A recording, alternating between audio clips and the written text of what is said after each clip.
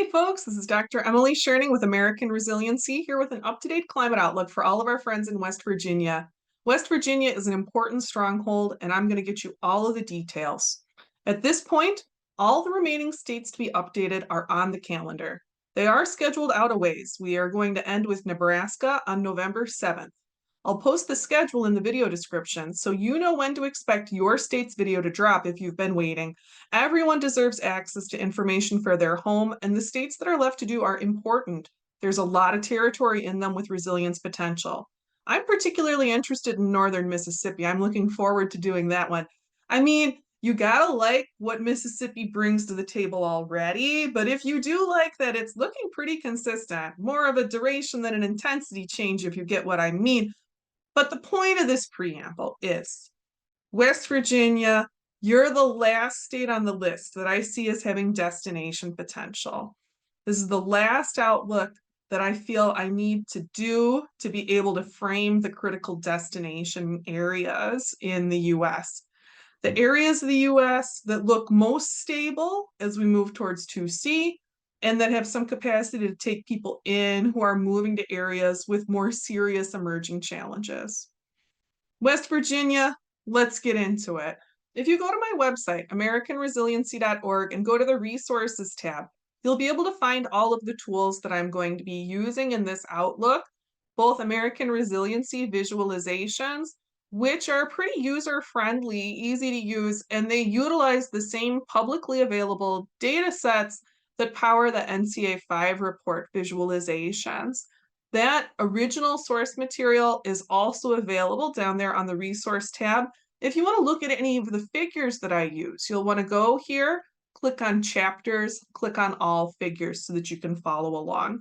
One of the things that you might find useful about American Resiliency visualizations is that they let us look at much information at 1.5C, which is about where we are now. We saw a big jump in global temperatures in 2023 that we really didn't expect.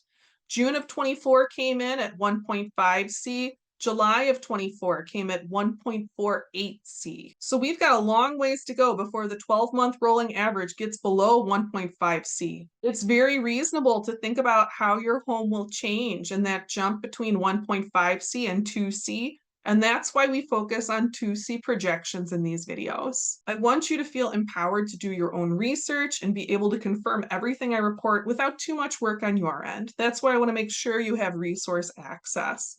At American Resiliency, we use that fifth National Climate Assessment data and figures because they represent the highest consensus climate science available. Your tax dollars paid for the development and review of the document, and you deserve access to the information. But as a matter of congressional mandate, there's no direct federal funding for communication to the public about the National Climate Assessment.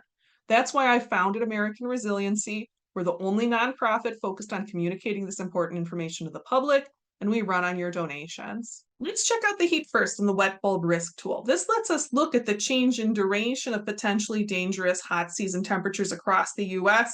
You can see that for much of the country, the jump between 1.5 and 2C is really big.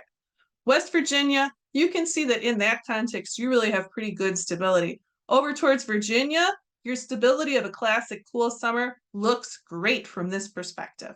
If we look over to the west by Ohio, say looking at Kanawha or Mingo County, you do see increasing risk of wet bulb temperatures as we approach 2C. The whole state of Virginia is projected to stay at or below risk level 3, which is a hot season duration comparable to what we've seen in the South for generations. I think we're talking about acceptable risk for most people. But you might need to think about improving your cooling setup for sure if you're on the western side of the state, say in Charleston, West Virginia. Not all of the homes in these areas are built with air conditioning. You are probably going to want it as we move towards 2C.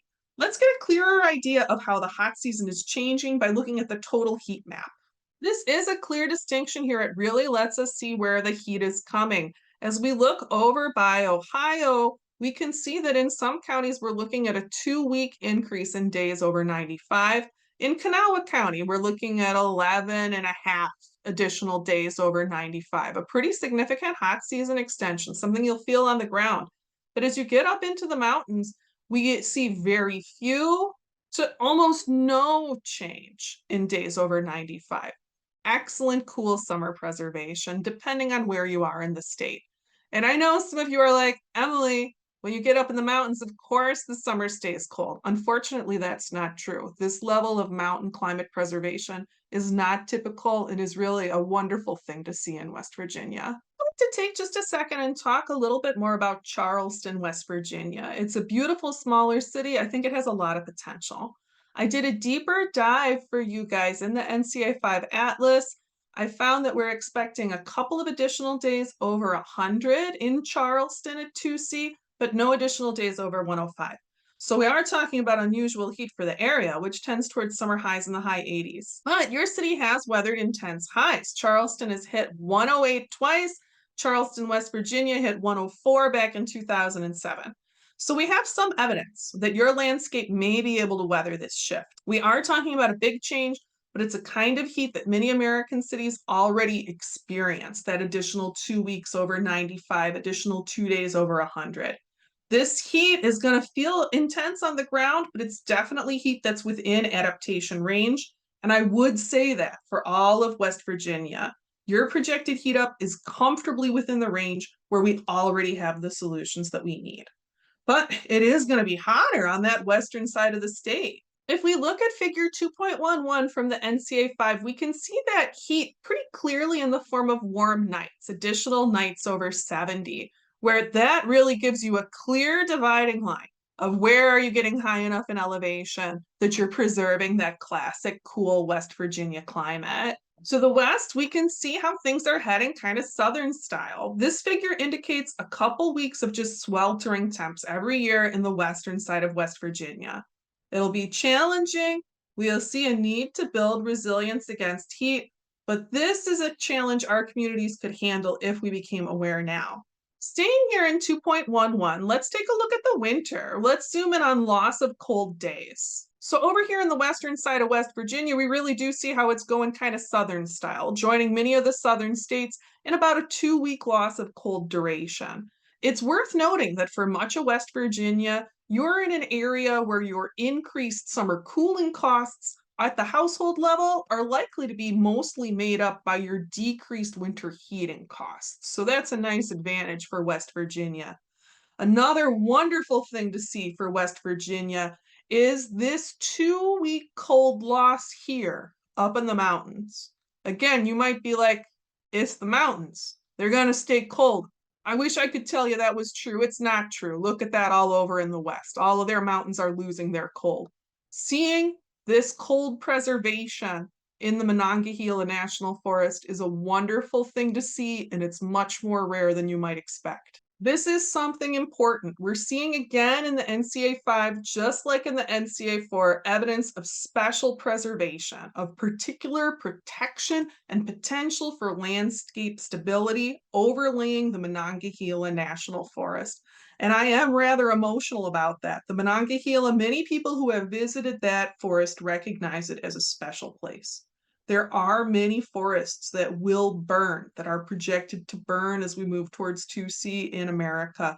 Part of me feels if there's hope for the Monongahela, that's hope that helps me keep going. Let's look at the cold another way. Let's look at cold intensity. We're going to do that from figure 11.3 in the NCA 5, which shows changes in plant hardiness zones. This figure is real big. Let's go to a snip. We do see change here. Obviously, we see change, but right there is the spine of Appalachia. And we can see in the colors on this that the backbone of Appalachia will remain unbroken. This figure is showing only a 5-degree lift in winter lows for much of the Monongahela, the preservation best in the heights. If you've watched those videos for the West Coast, you may remember that they see highest change in mountain heights. That's also true for some parts of the East. But these mountain heights in West Virginia are low change, thank God. And the rest of the state, we do see some higher change areas. We see that higher change heading towards Charleston in the winter too. There, you're looking at about a 10-degree lift in the winter lows. If you want to think about a change analog, a model for how this part of West Virginia that's lower in elevation and has a lot of people in it is going to change, your change analog is not Phoenix or Tucson. Your change analog is more Nashville. All throughout West Virginia, even in your highest change areas over towards Ohio there, I think we're talking about models for change that are in region, that don't feel too unfamiliar. If we can face this change head on, it's not that scary a change. It'll take work for sure, but I bet there are people who are going to want to come and get ready with you. I see this higher change part of West Virginia as a pretty important potential destination area for people who want the feel of the older Southeast, people who like a Southern climate, but they don't want a double dip of Southern summer. You're projected to just get one scoop of a Southern type summer in this Southwest part of West Virginia.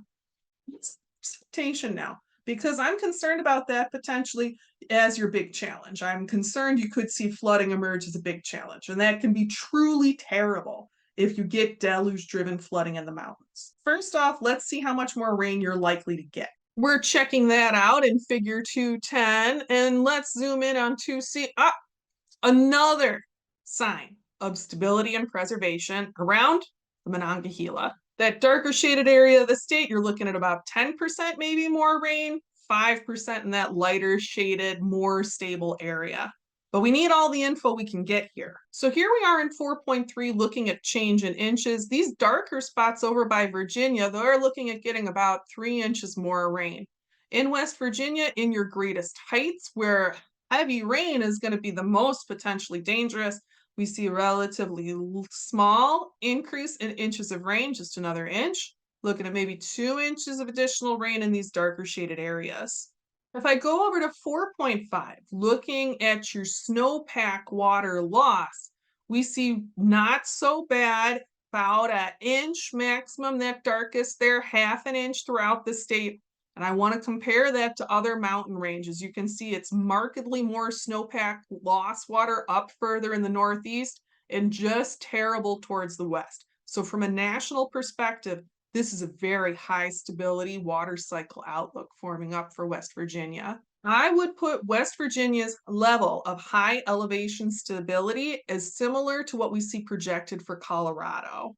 High stability and high elevation is a rare and important pair for people to consider who are serious about landscape preservation. Okay, now we're in figure 2.12, which is deluge type rain. I had been scared to even open this and look for you, because if you were in a deluge hotspot, even with those relatively limited inches, if they all come at once, that's a problem. But across all three of these figures, things look okay. You look like you hold, you don't look like you have any deluge hotspots. We do expect a general increase in precipitation intensity for you as for much of the US, but it's not a special threat here. There is no sign that West Virginia should consider deluge type rain as a particular threat like we see up in Vermont. This is so many kinds of big relief. I should take a minute to cool down. And I want to make sure you understand that this doesn't mean that you're fine. It doesn't mean that the rains aren't going to get more intense in the mountains, that there won't be more days with really heavy precipitation. What it means is that you're not under fire. If you look at Bakersfield on 2.12 in California, they've got a dark spot over them in all three of those subfigures. The same thing is true in Texas over Dallas Fort Worth. I'm relieved that I don't see this under Charleston. I see Charleston, West Virginia, across factors here, emerging as a very desirable destination city. There are quite a few areas that in figure 2.12 we uncover a special threat, intense repeating signals, and we see quite a few of those in the mountains. And that's of course particularly dangerous, can take houses right off their foundations. I am so grateful to see that this threat is not projected to particularly target anywhere in West Virginia. Because of your topography, because the rains will get somewhat more intense, like they're going to almost everywhere, building resilience against flooding rains will be important for your communities. But what we see here is a level of challenge that indicates a need to put the shoulder to the wheel, a level of challenge where I believe our communities can rise to meet this challenge if we work together and if we get serious about getting ready for change. West Virginia, I do have one more piece of information for you. This is figure 7.4, the fire map, where we see days where conditions will be ripe for very large fires projected to double in West Virginia. Historically, your risk for wildfire has been present but fairly low. Your fire awareness, your fire resilience will need to increase. You don't want to be building new stuff into the forest. That's just going to invite fire into town. The threat level of this risk factor, let's be clear here, is a yellow flag, not a red flag. What I'm saying here is you should keep fire in mind as you plan for your future because you have a good future to build here. West Virginia, you have a number of communities up in your mountains, communities that are super resilient and super poor. It is hard to live in West Virginia. I'm speaking to you from corn country, from Iowa, and I am aware your state's main ag product is hay. When I talk about the promise here, this promise of stability in West Virginia, I think many people who are familiar with the region know what that promise means. It's a promise about keeping going. It's not a promise about getting rich. It's not a promise about any kind of prosperity that you might see about you other than prosperity in the natural world. That's this promise of the future here. And I know for many of the people who are dug way in West Virginia, that promise is enough. The promise of West Virginia is the promise of enough. Many people live today in a way where we are drunk on the riches of this age. Many of us hear a promise of enough and we think, that's not very good. I want more. But if you've got potential, you should value the promise of enough. That's a promise that can be a practice, that can be a discipline. West Virginia, I know I'm getting a little weird here with you. Thanks for your patience with me, and I hope I was able to get you this information clearly, even as I am emotional about it. I believe that as I continue with my project here, I'm going to find territory worth holding in this deep comb of America's climate outlook. I'm looking for hold territory very closely. I've been combing these projections like you might comb your little girl's hair for lice. I want to get it all. I want to find all the hold territory. West Virginia, I fully expect you to be the last place of comfort that I find. The last place that's not just a hold, but that's worth sending out a call. There's a call ringing out like a bell out of the Monongahela. If you cleave to the land up there, if you'll love land more than money, the Monongahela looks inclined to take you up and hold you. West Virginia, I am wishing you all the best. Let's get ready. Folks, thanks for watching, and I want to thank everyone in the AR community for your contributions that are keeping this nonprofit going.